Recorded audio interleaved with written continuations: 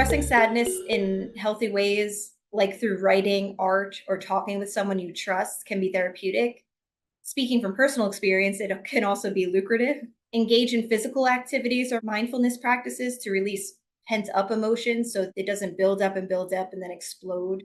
For me, that's writing, editing, walking, running, hiking, Pilates. I think it's important to also define what this sadness is, right?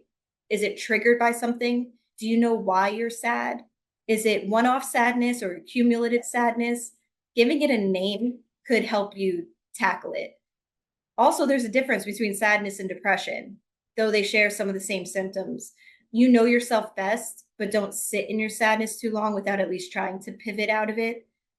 I am not a mental health professional, and resources are available to help you navigate these feelings.